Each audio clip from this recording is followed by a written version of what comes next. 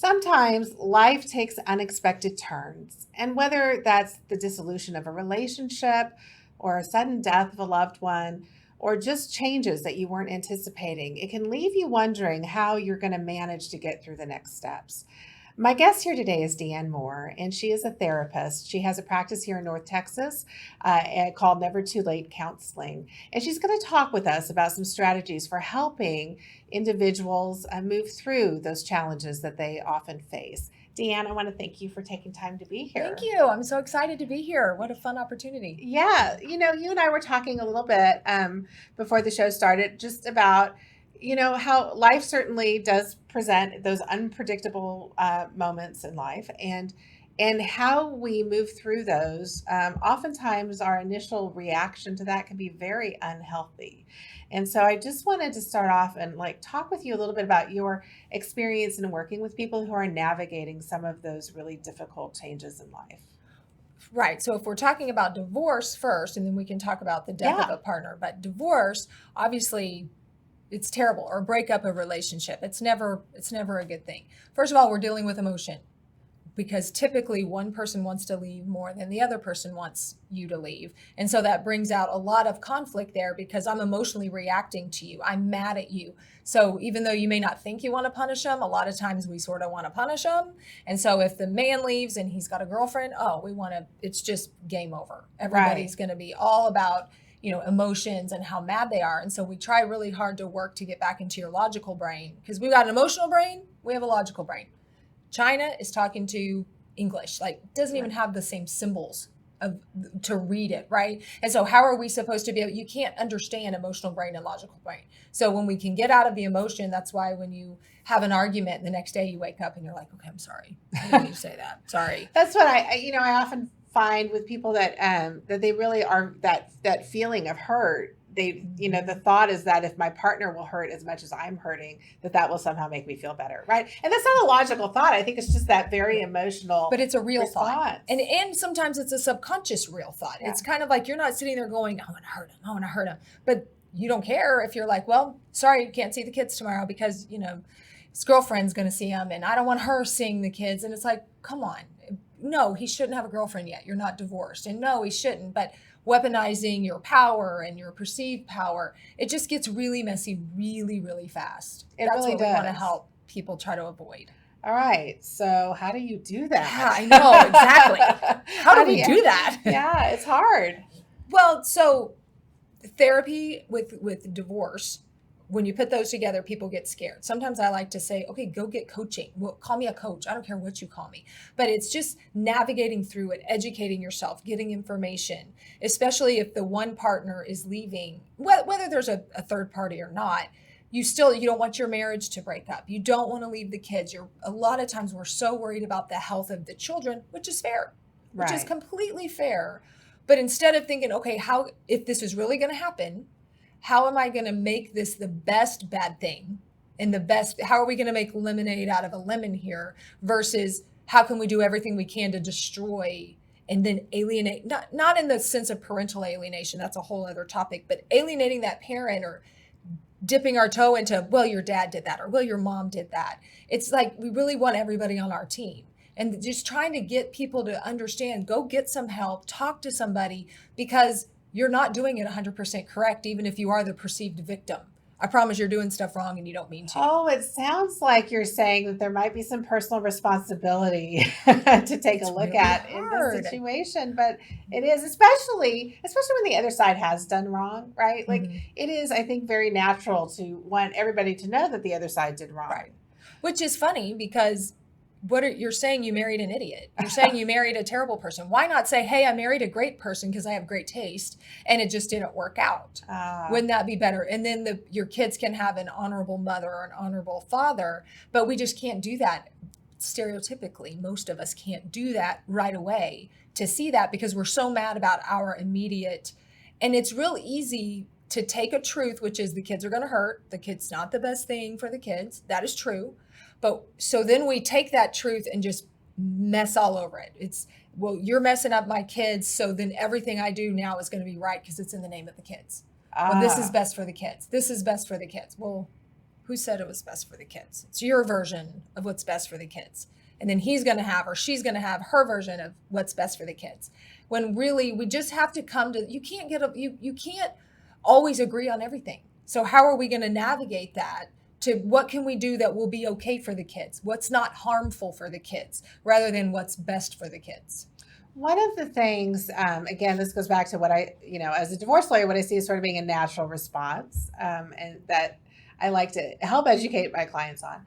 But is when, when the other spouse did have an affair or did something bad, there's a natural tendency to want to tell the children that, who's to blame for the divorce. Mm-hmm. What impact does that have on kids? Well, I mean, it's not positive, mm-hmm. and it's almost impossible to get people not to do that. But if you can try not to, it's really better. It's just better. Mom and dad are grown-ups. We aren't getting along. And it's not always infidelity that happens. It can be whatever it is, alcoholism, a disease, a mental health. It can be gambling. It can be, I'm just bored. I don't love you anymore. Whatever the reason is, how is it helpful though? Because people really, most of the time, it's not so much that I want to say you're bad. It's that I want to make sure you know that I'm really good and I tried. And so why can't we just say that rather than having to say how bad your partner is or your spouse or the one you're breaking up with? Why does that person have to be bad for you to not have done wrong? Why can't it just be, look, I tried everything I could and it just didn't work. I really thought I was doing the best I could and it didn't work. I want you to try when you grow up. I want you, as long as you can go to bed putting your head on the pillow saying I tried everything. Yeah. That's all that matters. And it just didn't work. Go ask your mom, go ask your dad why they chose to leave. But it's not for me to talk about. Oh, that's a good answer. I know. All right. So talking a little bit about death, because I think that's important. Mm-hmm. That's another one of those unexpected situations that can happen, whether it's a parent, like I just went through that last year, or a spouse, or, even a friend, someone close in your circle. That death can be really a hard thing to overcome. What do you say to people, or how do you help them? How can a therapist help them kind of overcome in the beginning, it's really just crying with them, not rhetorically or really just letting them sit in that space. It's terrible. Sometimes people come, it'll be okay. It'll be better. You can get through that. He's in a better place. She's in a better place. I know, but I want her here. I don't care that she's in a better place. I want her here, right? We're hurting for us here on earth, not for the person so much that's passed, because hopefully they are in a better place. So part of it is just letting it be okay that it's terrible. And sometimes people don't want to say, this is horrible. You don't want to make them feel bad. And a lot of people are afraid to talk about the person who's died, whether their child died or whether their parent died. The people most often say people don't know what to say, so it gets really quiet. People don't contact them anymore, or they see them and they just give them, the pitiful eyes, and they don't look at them and then they don't want to say anything, and they say, well, I don't want to say anything because I don't want to bring it up. And the person who's lost someone's like, are you kidding? I think about it 24 hours a day. Right. This is not something you can't make me think about it any more than I do. So bring it up. Tell me a good memory. Tell me something that, your mom did X, Y, and Z for me, and it was so wonderful. Your mom smiled every time I saw her. When I came over to your house, a lot of the teenagers, if a parent dies, they'll say, your dad was so nice when I came over. And I remember this memory with your dad. Then that gives them a warm feeling rather than, I don't know what to say. So that's right. Let's don't invite her out to us tonight because she'll be sad. I think there's so much in that. I give humans credit. We really do try to, we don't want to make things worse for the person, but so often the things that we say can make it harder because, people I've just found will want to project their own feeling, what they think I'm feeling onto me, but those warm stories are really the best way to just share like that moment of, what that person just don't say to someone, because the one thing I hear all the time is one lady was in my room and she said, I lost my mother and when I was 22, I think she was. And she says so often people are like, oh my gosh, I would die I don't know how I would do it if my mom died when I was 22. And she's like, thanks. Like, what am I supposed to say to that? Because it's true. You immediately think of yourself and think, oh, I would hate it if my mom died when I was 22. I didn't get to walk me down the aisle. She didn't get to do this. Just don't say that. Just I'm so sorry, even though that's very shallow. It's just, is there anything you need, or this must be a really hard time to walk through. I don't know what to say. I just want you to know I'm Yeah. thinking about you. Things like that seem to be pretty vanilla. Just keep it really plain if you That's don't know what to say. that's good advice. You work with teenagers, I do. and I would love to know what you're hearing a lot about from kiddos these days. Okay, I'm going to tell you, I got something to say. Here's the thing. Most parents bring their kids in. Thank you for bringing your kids, because I personally believe, I'm a therapist, so take that with a grain of salt, that I call it everybody needs a therapist in their back pocket. And what I mean by that is come in when things are good. Come in when things aren't tragic or you're not in crisis. We get to know the teen. We get to know your young adult. We get to know your age, all of our ages, Then when something does happen, you go to your therapist. We know you. We're not starting at scratch with, I don't know you and you're crying because of something that's happened.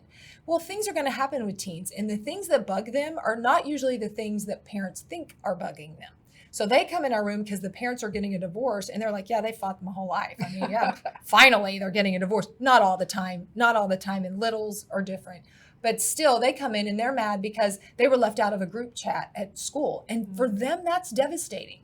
All the girls are over here on the side and they know there's this group text going on and they're excluded, or there's the party. That still impacts them, and they need a space, because a lot of times as parents, we should, and we go into teaching moments. Oh, this is a teachable moment. This will build resilience, and we don't need them anyway. And sometimes they just want you to say, makes me sad for you. That hurts. What are we going to do? Like from a third party, it's just different to hear it. And your mom, if they think they're fat, trust me, these teenagers, is off the charts with weight issues right now. And so of course, as parents, we have to tell them, no, go ahead and have the hamburger. Love your body, love yourself. That's what we're supposed to teach them, right? But little kids, I say little kids, teenagers, sometimes they need to hear it from someone else. And sometimes Mickey Mouse could tell them something that the parent can't, that they hear. Yeah. It's not about you as the parent. It's that you're supposed to tell me I'm pretty. It's so funny because one of the things, I just noticed my youngest now is 14, and, shifting from your parental roles in the early days, you are their teacher. You are teaching them everything. But that as they get into the teenage years, very visible eye roll or whatever when I go into teaching mode, and that's not what she wants from me or needs from me. She doesn't, but don't stop that. Yeah. Just make sure you up your game on the empathy factor or the understanding factor. Does that make sense? Just being present. That's right. Sometimes it's right. I have to actively remind myself that my job is to just be present. And wow, that sounds hard. Empathetic words. That would be terrible if you weren't in the group. Why did they leave you out of the group chat? Babe, that must hurt. Versus, well, what'd you say to them that made you take him out? Were you mean to your friend?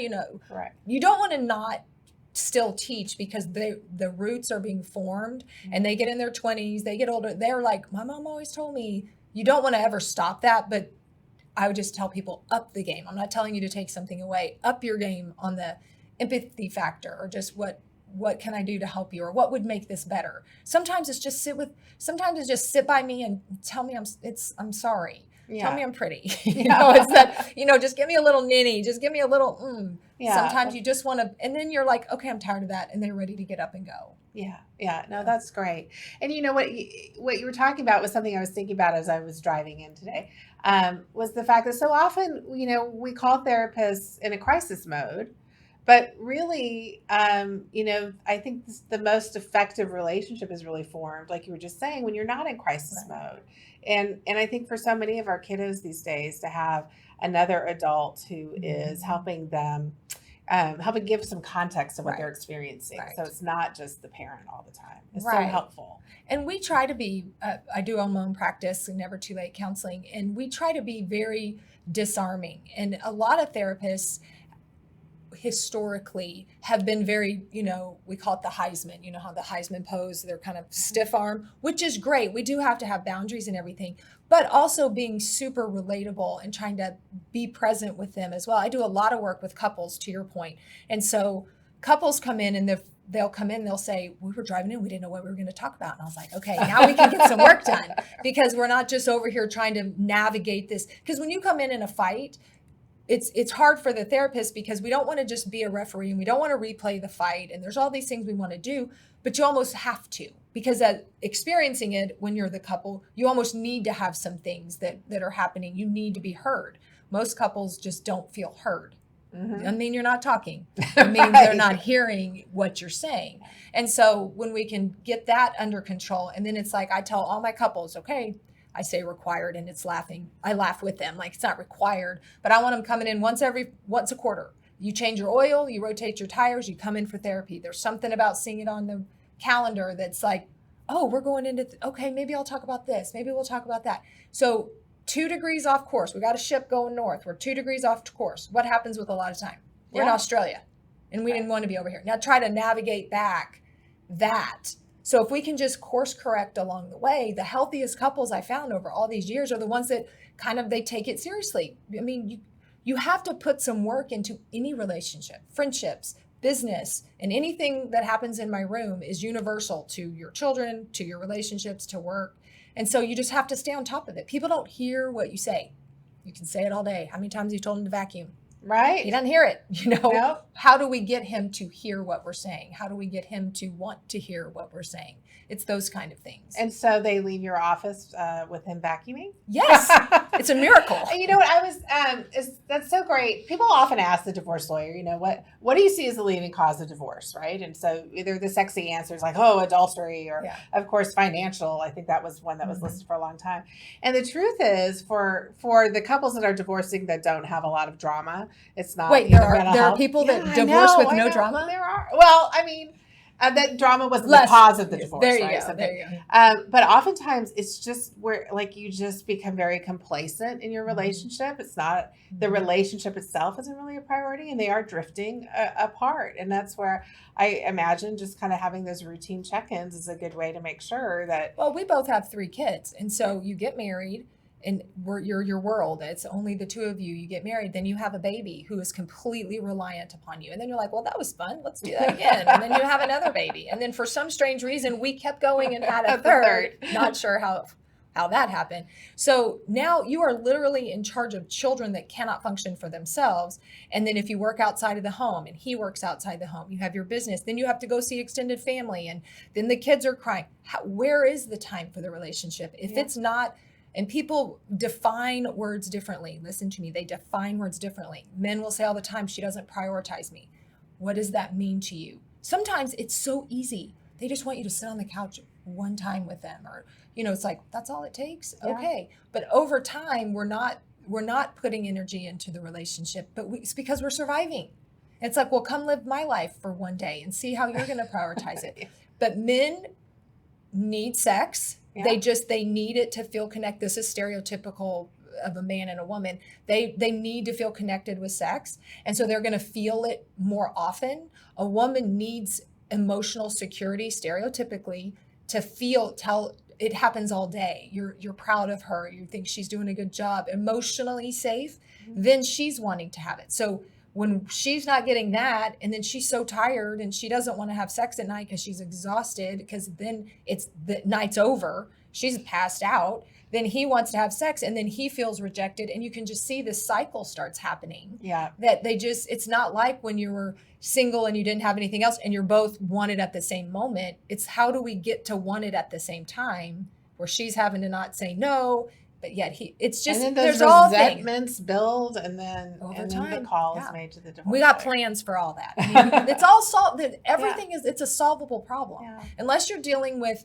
addictions, mental illness, things like that, which there are still things you can do with that. These are solvable problems. She loves you, we can get it back. He loves you, we can get it back. But then she goes to work and her coworker's really nice to her, and her husband's always telling her she's gained a little weight, or, you never work, whatever negative she's hearing. And then before you know it, people that are good, honest, hardworking, loving people end up in an affair that they didn't even, I've never had somebody outside of somebody that intentionally went on the Dolly Madison. No, that's the Ashley Madison. There's those, take that aside, that looked at me and said, I was looking to have an affair. It happens because you just get connected with somebody. If you spend quality time with someone, you're going to see how fantastic they are and see their vulnerabilities. You didn't mean to because you really love your family, but you're not getting anything at home. They're all solvable. That's the thing. It seems insurmountable, but they're solvable. Although I think when the years of resentment have layered in, we're in Australia. How do we bring it back?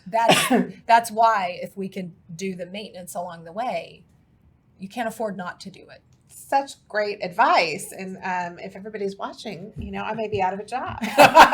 No, we're not. That's the problem. I'm just kidding. I always say, if your marriage can be saved, go work on it. Because you and I both know that while divorce will solve some problems, it doesn't solve all the problems oftentimes. But even when you divorce, I cannot tell you, look at the second rate, the second marriage divorce rate is just as bad as the first marriage divorce rate. You tend to take the same problems. If you really think about what your exes, is there a theme that your exes say about you? You'll talk to your new partner and you're like, well, she said I was, a workaholic. Oh, you were not a workaholic. You worked so hard. They turn the negative into a positive. Right.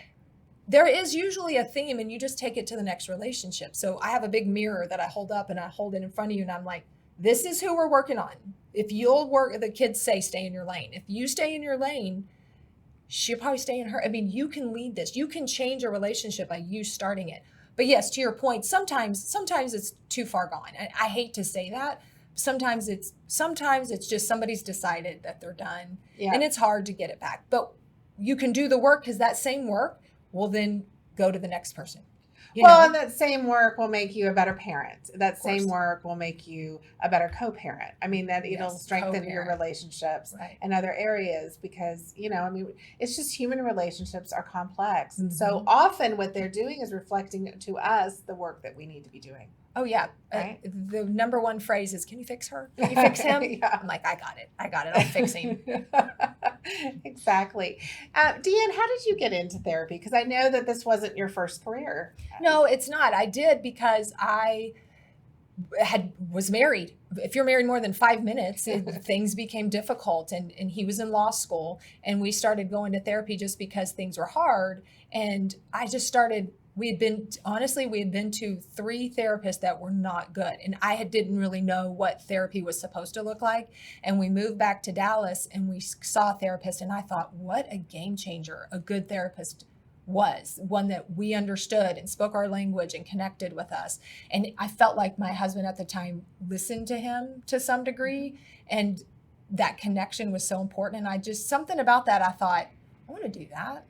If I can be that good, I want to do that. And so what should people look out for when they are hiring a therapist? What are some signs that you're with a good therapist? Really, it's a lot of people want to try to do that. Referrals are great because they've worked with someone else, but you really want to find someone, you have to connect with them or that is connectable, And so if sometimes you have to just go and try, and if they connect with you, you can read about them and make sure that they align with your beliefs or you want to make sure you're going to someone that focuses on something that you're, you don't want to go to a child therapist if, I do a lot of couples work, a lot of infidelity, a lot of relationship, the people trying to connect over into a new life from school to college or college to life. So I don't need to be working with 7-year-olds. My sister works with me. She's great with kids. She's great with teens. You want to, so find somebody that kind of does what we have. Continuing education. What are they going and specializing in, even though we don't specialize? And then do you connect with them? Do you connect with them? That's really the most important thing. And are you willing to really go there? We only know what you bring us. We're not mind readers, no. And are you willing to say, yeah, I did do that. Okay, that's great. How do you want to do it this time so you don't have that same result? Yeah. But you have to open up to them. So are you willing to do that? That's great. As we kind of wrap up our time together, what I'd love to do is ask you what message of hope you have for somebody today, maybe who's really struggling with a big unforeseen event that they're facing right now. So first off, it's horrible. What you're going through is horrible, and you are not the first person. And I only say that to say there are people out there that want to help you. Just trust. And my favorite word is hope. And then my favorite phrase is never too late. It's never too late to start again. It's never too late. I got a song. It's never too late. You have to believe that it's going to get better, even though better may not be fixing the problem. If you've had a death, Okay, it can get better, but you can't bring the person back. If you're getting a divorce, he or she may be leaving. Or if you found out the person's had an affair, is your partner acting like they want to fix it? Go see if we can fix it. Maybe we can't. What happened that got us here? Are you willing to look in the mirror? Are you willing to look in the mirror and go, oh, I was kind of tired and I was kind of acting like I didn't want to have sex very much. And it's not your fault. It's not your fault. But is there something you could do different in the future? What are you willing to own? But you have to choose, okay, how am I going to make this horrible thing better? How am I going to be better for having gone through this? That is great. And I love the message of hope, because I think it's so important. And life does get better. It can. Even in the midst of painful situations. Yeah. It can. It does take work. It does. So thank you so much You're for being welcome. here. If you want to learn more about Deanne Moore and her practice at Never Too Late Counseling, we'll include a link to her website, and we hope you'll contact her. And if you enjoyed our session today, I hope you'll subscribe to this podcast and tune in for more.